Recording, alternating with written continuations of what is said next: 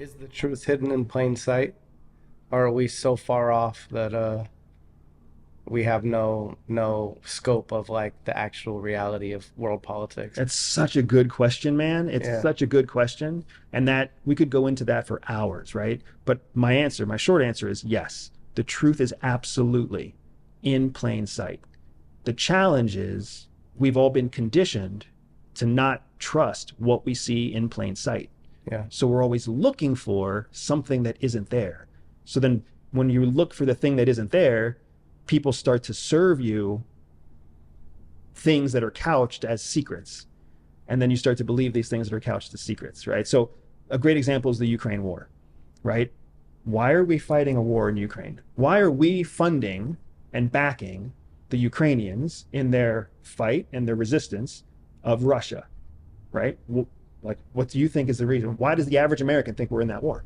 We're hiding something that's there. I mean, do you think the average person thinks we're hiding something? I don't think the average person has a concept Yeah. of why or what is going on. Yeah. That's it right there. Yeah. The average person doesn't even know why. Yeah. So because it's in plain sight why we are there, but people don't trust what they see in plain sight, so they're looking for some other explanation.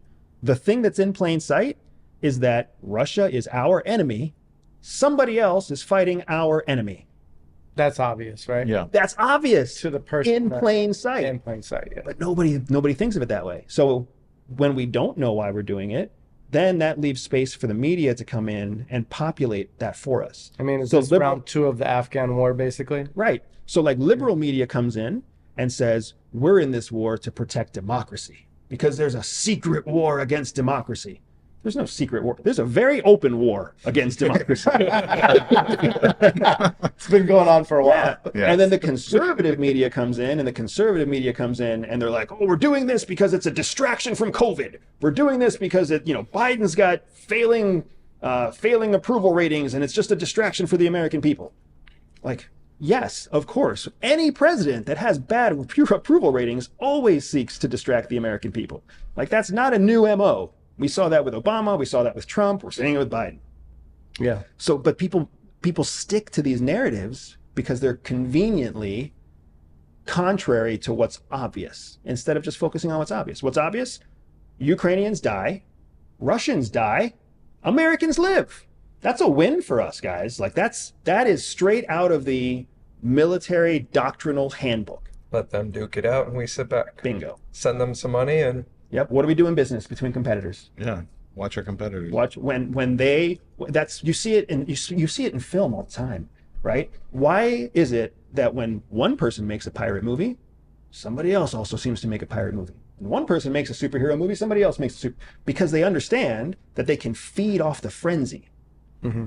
You see this everywhere. It's not an espionage only tactic. The only difference is espionage teaches you to have the confidence to call it what it is, even though everybody around you looks at you like, no, that's too obvious. Like But it is the obvious causes is that Russia loses resources, Ukraine loses lives, and we lose what learn. we send. We learn Yeah. from them. we learn and we practice. And what are we Yeah. practicing for? Strategic, moving equipment around. All over the bombs. world. it's not a test. Russia. You'll be okay. That's good. But you can see it. Our future conflict, like the next global competitor that poses a threat to us, is China. Anything, if we can move equipment, money, and people to Ukraine in a 48-hour period, We can move it to China or Taiwan. wherever we need it to go. Yeah. bingo. That's the whole reason America keeps going to war, right? Did we really care about the Taliban in Afghanistan? Of course not. But it's an excellent place for us to make sure our troops are always the top trained, the best equipped, and have the most real world experience deploying, fighting, creating mobile bases, rotating through the system. Otherwise, we end up having a military like Taiwan's military. Like Taiwan has compulsory service for 4 months. So everybody has to be a soldier for 4 months. What the heck does that get you? All it is Not a is a professional. mark on a checklist that says you did your compulsory service and now you can go be a civilian. So their approach to military pride and military service is completely different than us. In Taiwan, you're a joke if you're a soldier, right? In Taiwan, nobody becomes a professional military officer. Like they're the least prepared for an actual assault on their island. because culturally, nobody wants to be a military. Nobody's a proud veteran because everybody's a forced veteran. It's completely different than what we have here with an all volunteers force. When we bailed out of Afghanistan, we left all that equipment behind. You can argue both sides of the fence. What do you think there's a threat with leaving all of that behind, or? There's always like, this is where it's a little bit embarrassing.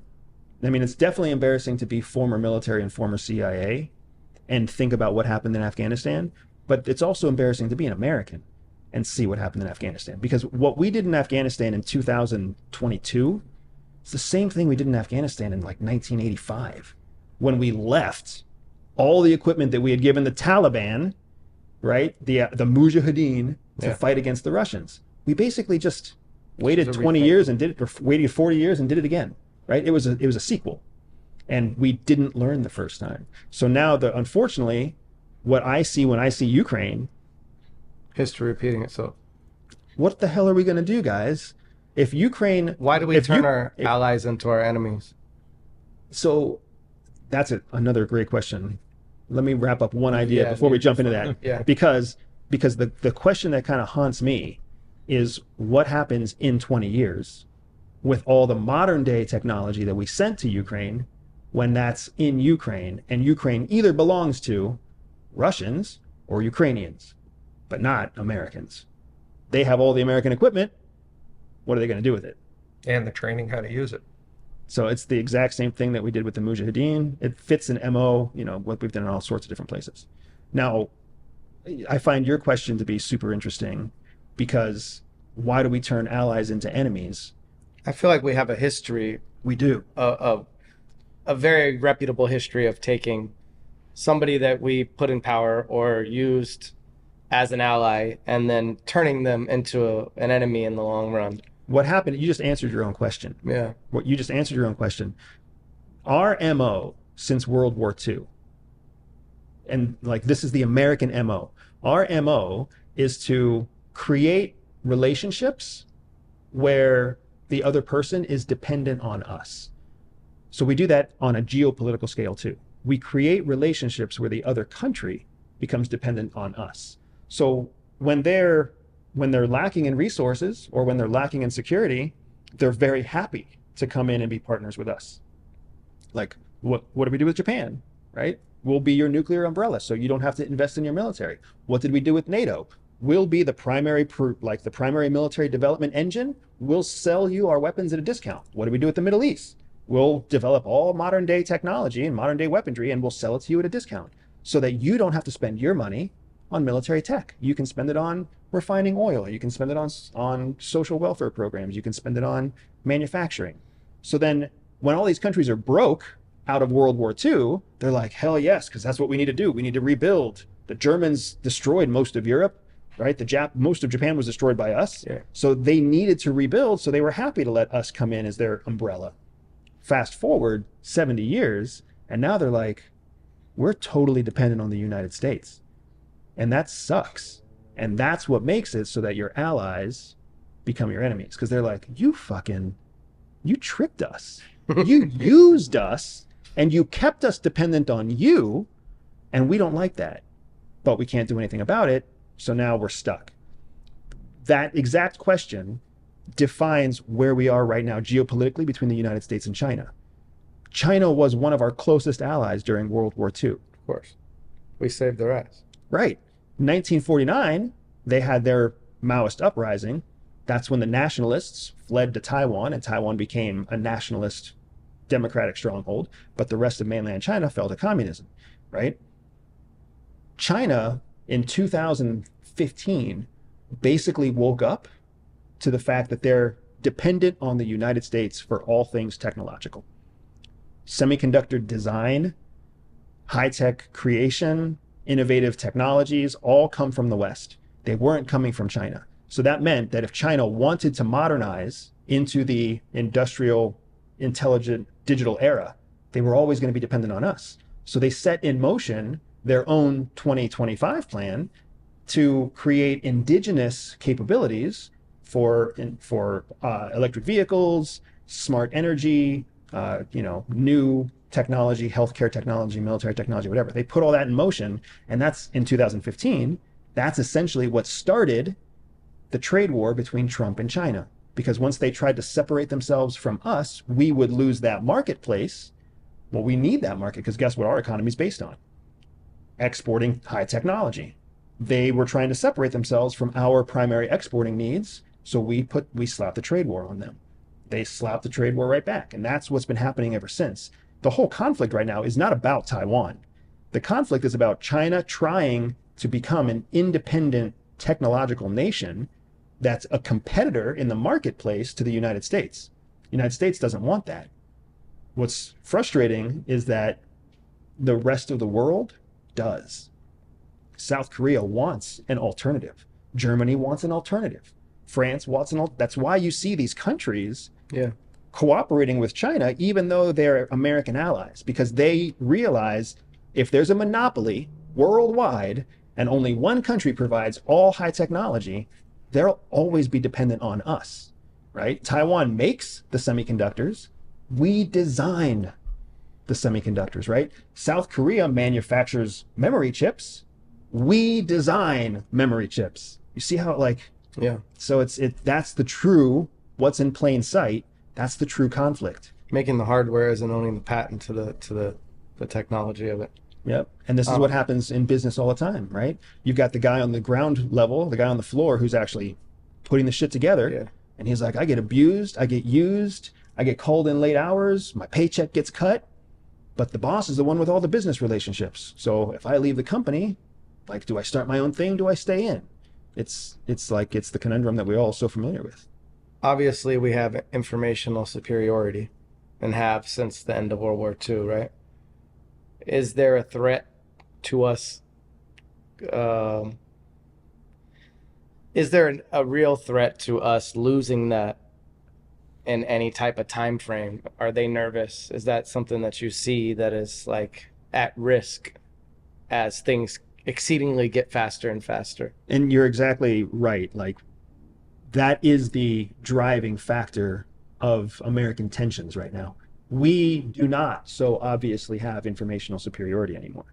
We've lost it. We've lost it significantly since the start of the Iraq-Afghanistan war.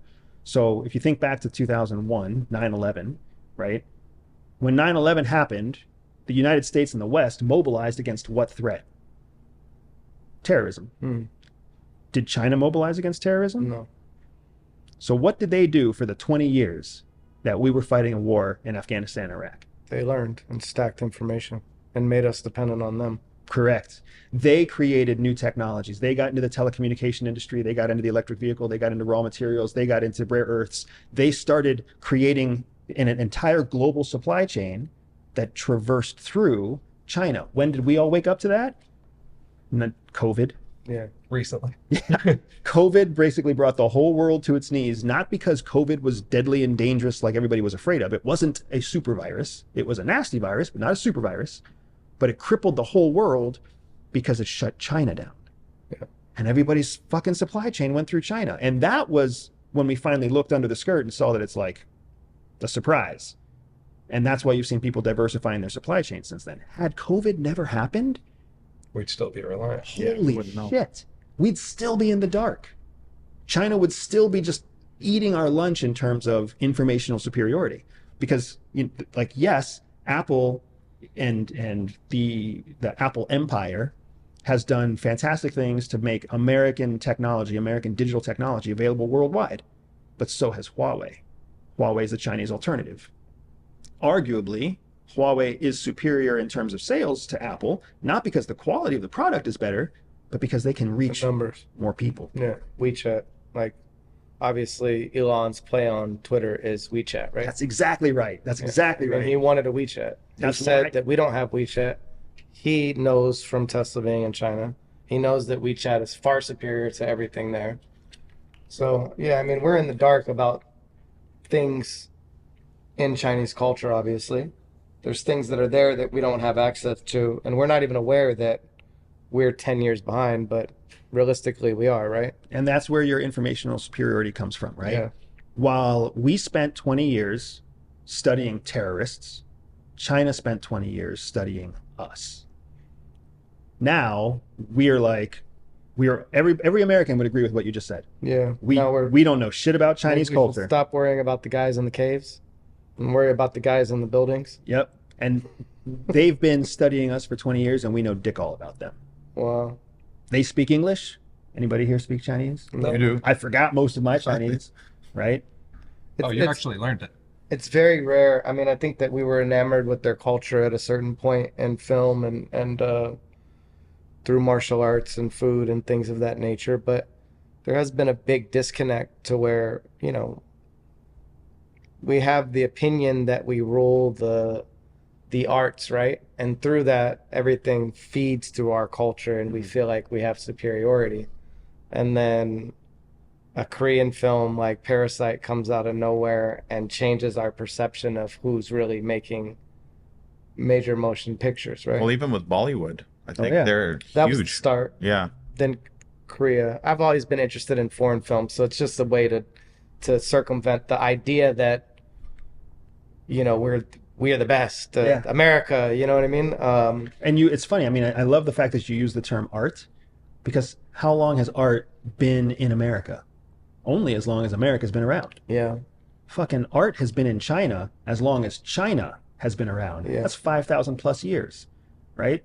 Like, they were creating scrolls with ink made out of pigeon blood They have a before, long documented history. yeah, before George Washington was even a naughty twinkle in his mommy's eye, right? Yeah. Wow, that's a lot to it's a lot to take in, and What's your take on Iran and in the Middle East as far as the regime there? That's interesting, right? A whole nother. And people don't talk about it. Yeah. So here's my take on essentially Iran and everything Iranian for the last probably 5 years. There are people who care about what's happening in Iran, and they care for usually some kind of personal reason. They either worked Iran, or they had a family member or something or they're Iranian themselves, or they're Sunni or Shia Islam, and they understand the relationship there. So they all look towards Iran, hopeful that there's going to be some kind of regime change. So every time there's like a public revolt, every time there's a public demonstration, every time there's like something that makes headlines, people are like, finally, revolution in Iran. Fuck no. If there's one thing Iran has learned how to do extremely well through multiple ayatollahs, it's to silence a revolution with violence and immediacy to make sure that they send a message to everybody else out there who's thinking about revolt. And that's the unfortunate truth about Iran.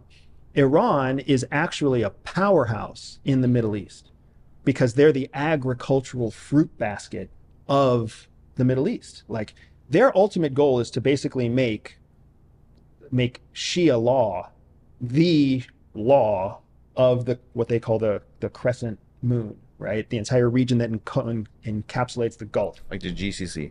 Yeah, right. What's now the GCC, which is, Sunni led, they want it to be Shia led and to build this empire, this caliphate.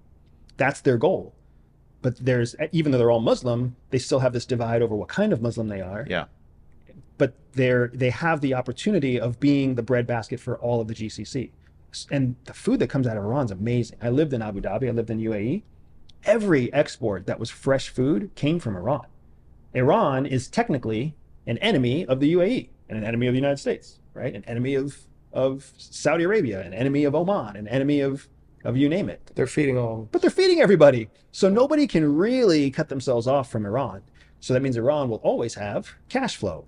Iran will always have, trade power. They'll always have negotiating leverage.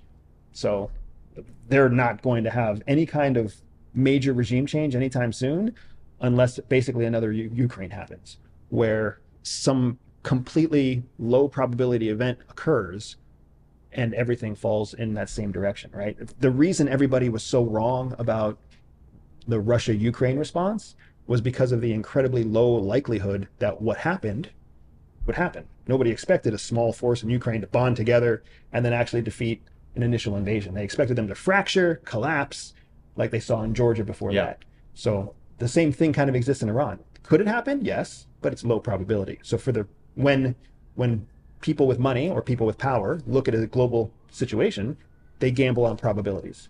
They don't gamble on Nobody takes the lowest probability horse and puts all their money on that. Yeah. They diversify, right? When they were sending you to all these different countries, did they send you with a weapon, or you on your own? So this is another one of those things that media gets wrong. If you're undercover and you're trying to blend in Europe, in a socialist country, in the Middle East, you can't be the only fucking guy carrying a gun. You're never going to blend in. If you get arrested for, like, think about Singapore. You cross the street without being on a crosswalk, there's a police officer there to literally incarcerate you. Really? Yeah. Yeah. Can't even. That's You super can't- safe there. Yeah, you Can't can't do anything spit there. on the street. You can't Yeah. spit out your gum. Like, you can't litter. If they have such excellent police presence and CCTV presence that they will catch you and they will hold you accountable for your They crime. execute for cannabis crimes. Damn. Yeah, and this is Singapore. This is like a world leader in the economic world, Yeah. right? So you can't spit on the sidewalk and have a 9mm In your backpack. concealed when a Singaporean police officer comes up to you, right? So we don't travel with weapons. We travel with self-defense tools that we can use to protect ourselves from petty crime and crimes of opportunity, but they're all the types of tools that would be internationally acceptable. So they're not sexy weapons, right? Personal alarms, rape whistles, like keychains that are a little bit extra firm that we can learn to use to, like, hit a vulnerable spot in the throat, but it's not obvious stuff. And it's definitely not stuff that makes you feel like a badass when you go and you get issued your fucking rape whistle. So Oh, there is rape no whistle. Jason Bournes. Yeah, I mean, there is the potential for a Jason Bourne, but it's not coming from CIA. It's coming from Army Special Forces. Black Ops type shit. SEALs. Yeah, Different guys. completely different guys. Guys With that, different missions. yeah, guys that are bred to be machines with the tolerance to take on pain and stress that your high performers can't take on. Our idea of intelligence, the field itself, is skewed by Hollywood and doesn't really exist, huh? Yeah, That's not their game plan. that's not because it doesn't work, Yeah, right? it's not that. Yeah, If we were to live a life that was entertaining, it would draw attention. The whole idea behind a clandestine operation is not to draw attention. it's intelligence. You just want to collect as much as possible. Correct. That's how you are a professional intelligence officer. Have you had any close calls? Yes. So the closest call I had is something that is currently under review with CIA. We are in the process of writing. My wife was also former CIA. Like I said, my wife and I were part of a very sensitive operation at a key time in American history, and we're trying to get those details cleared so that we can write a memoir about our story. We're about 80% there. The details are still in limbo with CIA, but we've got them documented and written out, like in a manuscript type of format. So we're in the process of getting there. That was the closest call that we had, and that almost had me arrested and incarcerated in a foreign country, which would have been, like, it would have completely changed my life. So I'm very glad that didn't happen. My wife was my essentially my mission manager, so I was there at her direction. Did you upset her that morning? Did you do something wrong? Yeah, no, thankfully. I would have done something wrong if I would have gotten caught. Yeah. Yeah. But that's the closest call that we've had. But outside of that, I mean, there's weird close calls that happen more often than you would think, right? Like car accidents that happen that you're 2 cars away from a massive car accident. Normally you would want to stop and, like, be an eyewitness. That's not what we're trained to do. Like, we're trained to, like, dodge Get out. left, dodge right, and then keep driving. I think in LA we're trained the same. Yeah. Kind of just keeps going like they didn't see anything, right? Yeah. Do they teach you to escape and evade if you get held up at some point? Yeah, exactly right. So there's multiple types of evasion and escape procedures, right? Most people think of SEER or SERI. They think of, like, military style survival, escape, resistance, and evasion. That's what you would do in, like, a jungle or a austere circumstance, right? But when you're in an urban environment, all the rules of evasion and escape completely change. So we have to go through urban training, we have to go through austere training, we have to go through long-term training, we have to go through short-term training. There's self-evasion and self-escape. When you self-rescue, essentially, you cross a border yourself, or you procure, which is the nice way of saying steal, you procure materials, right? Phones, weapons, money, so that you can facilitate your own escape. That's one type of evasion. And then there's, of course, the kind of evasion where you're living off of fucking berries and rabbits in the woods. What about if like you're handcuffed or zip tied or When that kind of thing happens, you're in a different sort of mode. Now you're in what we call resistance mode.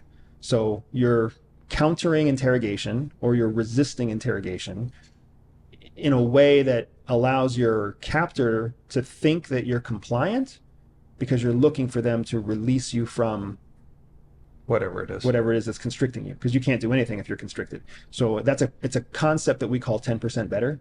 It's not a CIA only concept. Like that's a concept that applies to multiple special operations groups all over the world, right? We always want to make our situation 10% better when you're in those dire conditions. So if compliance makes you 10% better, then you comply. And then once you have your hands free, or once you have food, or once you have light, then you're 10% better, and you can move on to the next step of 10% better. Nice. Had something else, but I'll let you guys go. I lost it. I seen you talk about some supernatural stuff sometime.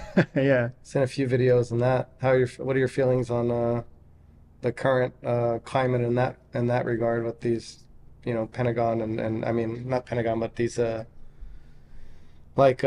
Senate hearings and stuff of that nature. Yeah, I mean, you're right about Pentagon too, Yeah, obviously, right? they're For sure, there's Senate hearings and Intelligence Yeah. Committee hearings, but those are, I mean, the Pentagon is who's being tasked to research these things. It's really interesting, right? Because 10 years ago, none of this stuff was taken seriously. 10 years ago, if you talked about UFOs or aliens or paranormal stuff, They'd laugh at you. they'd laugh at you, right? That created this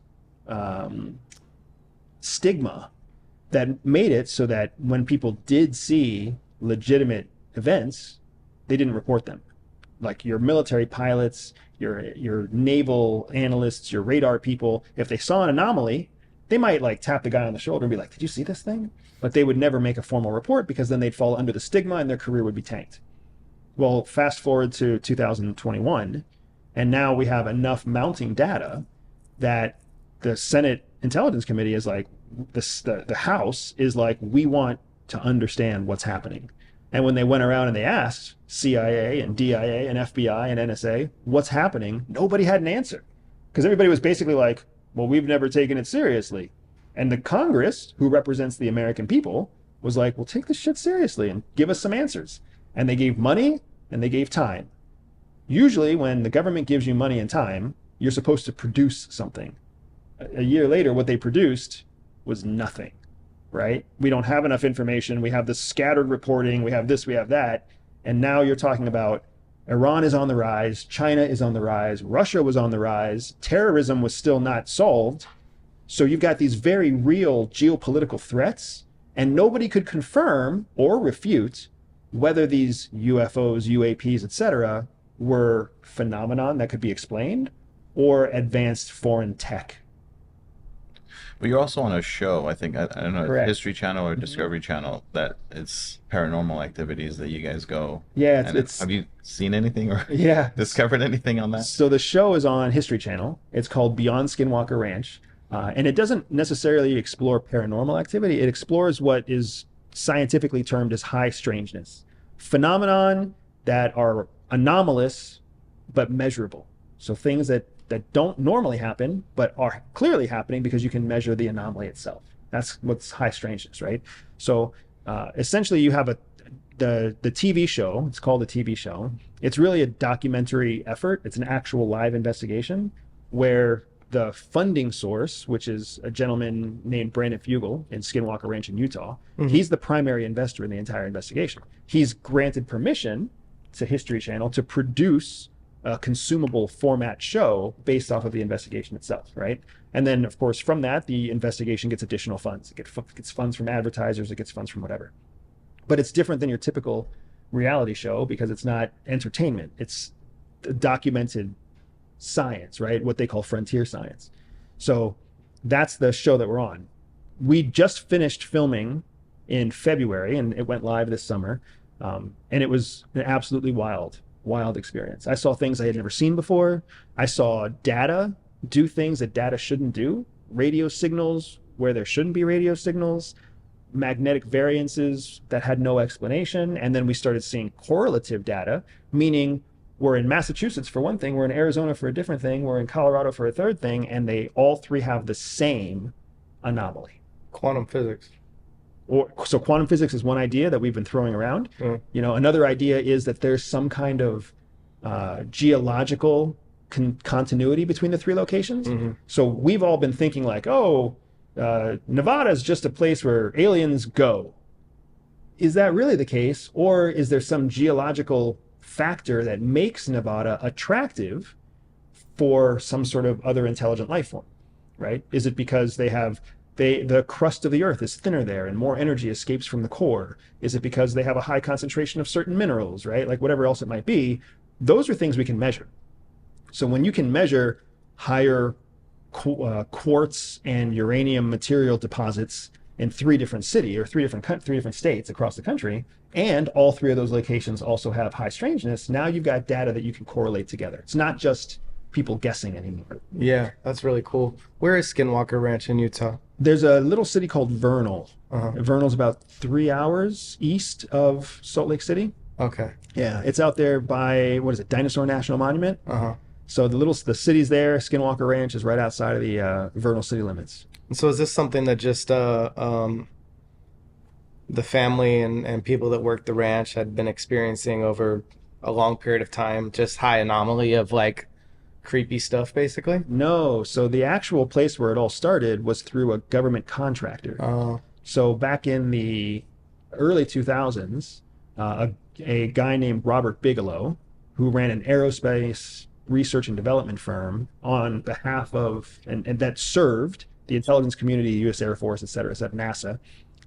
He started investing in various locations around the country that were also areas that had this strange phenomena. So whenever you are in business, you don't make an investment unless you're expecting a return. So the question became, why is he making all these investments? What is he researching? He has an aerospace defense firm. What is he trying to find? Because we know who his customer is. Well, When you follow the Robert Bigelow story, what you see is like, here's a guy who's an entrepreneur who creates a firm and serves the military. Then he starts to invest in these properties, and his firm gets larger and his contracts get larger and he makes more money. That suggests he found something, or he was close to finding something, right?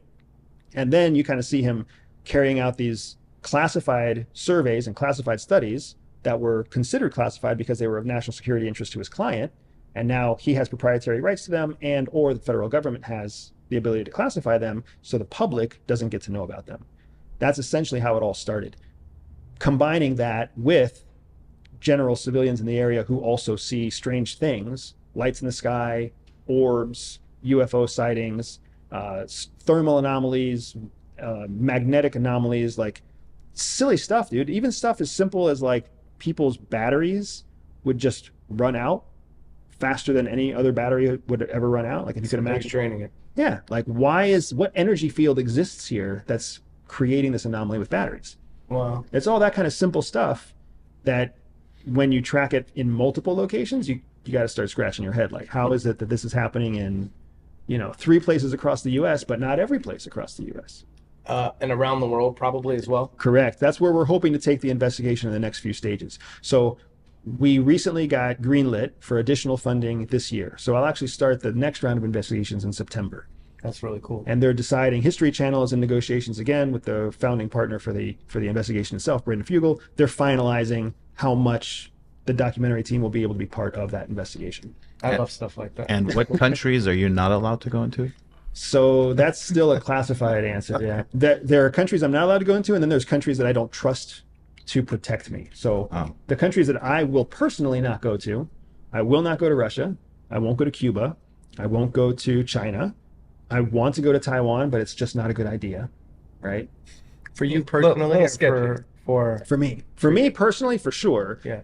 For the average American citizen, the countries that I just listed are also all on the strongly recommend against travel list with the U.S. Department of State for any American. Yeah. Right. Since I'm brown, am I going to be okay in Cuba? Yeah. Cuba's a safer place for especially for anybody who has Latino background.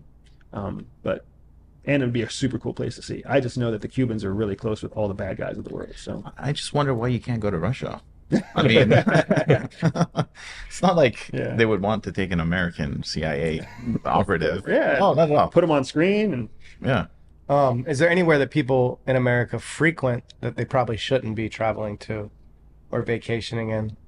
yeah, so that's a great question. So the answer that I would say is, I don't know if it'll surprise you or not, but the Dominican Republic, DR. Yeah, a lot of people go there. a lot of people go there. Thailand, Thailand. a lot of people go there, right? You're saying the DR is Wait, nuts. what's Not- what's not a not place to safe go. about Thailand? Yeah, so I wouldn't go to I wouldn't go to the DR. I wouldn't recommend Americans travel to the Dominican Republic. I wouldn't recommend they travel to Thailand. I wouldn't recommend they travel to Georgia. I think those are probably the three primary places. I wouldn't By recommend they Turkey? travel to Cuba. Turkey's No, interesting. by Georgia. Georgia by Turkey? Yeah, Georgia. Yeah. Yeah, Like that Armenia, Georgia. Georgia. Mhm. Correct. Turkey wasn't bad. No, Yeah, Georgia Turkey's by not next bad. Turkey. Turkey, I think, Turkey's state. fine. Why The no DR? So the reason I recommend against those is because of the reason so many people go there and the way that you travel there. So for example, in the Dominican Republic, nobody goes there to explore the DR. Why do you go to the DR? They You wanna go there to go party to a and- resort and yeah. to party. I don't leave the resort, but yeah.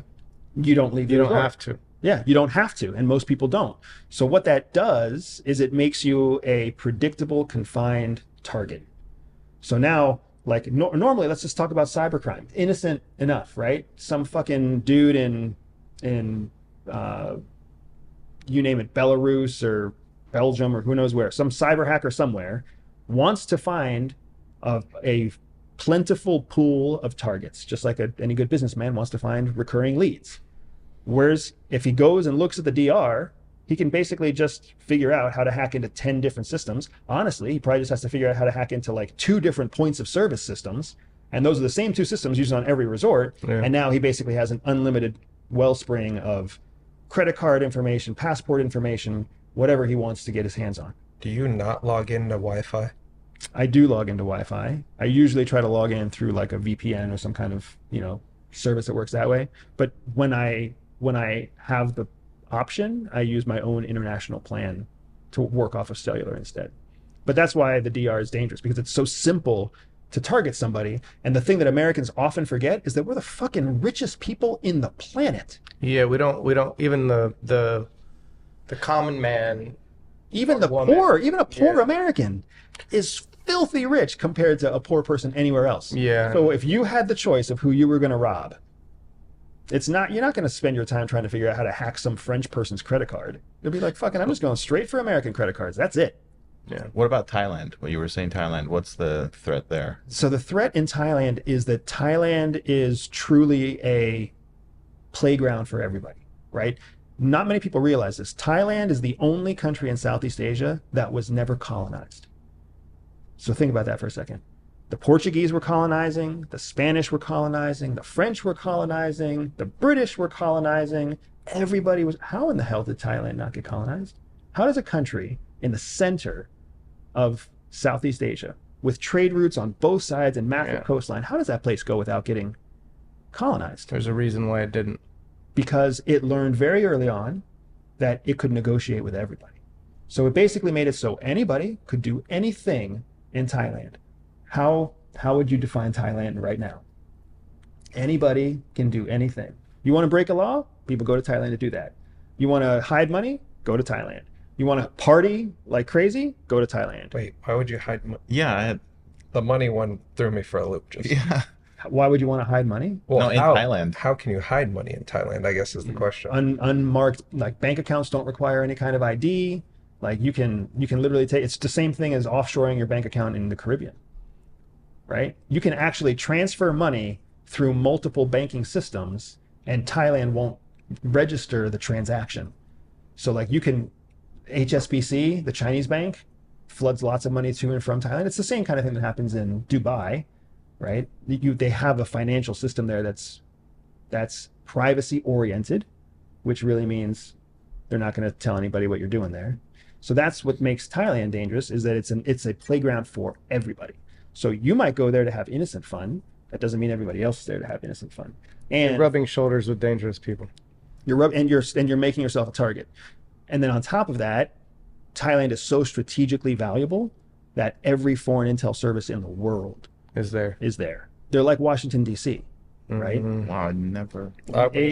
Never in a million years that I think It that does place. make sense because it's an exotic travel destination that everybody frequents It's what we from technically all over the world, and you would never think about, yo, what's this dude from You just Deutschland pissed or off anywhere a else lot of people here in for? Thailand. Huh? You just pissed off a lot of military undercovers in Thailand. that's the way it works. And what's interesting is in the military, it's hard to get permission to go to Thailand.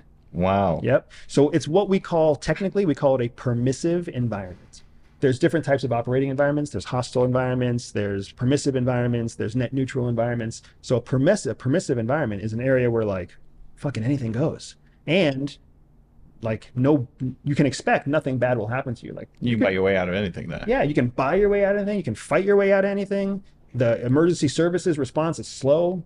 Like the police is slow to respond. Like that's why Thailand is also one of the only places in the world that has multiple non-violent coups. Like they've had like 7 coups in 10 years, right? Wow. Yeah. Yeah, because everything's so permissive that even the government itself doesn't fight back, right? The military rises up and says, we're in charge. And everybody's like, you're in charge. Wow. Make sure you don't upset the apple cart.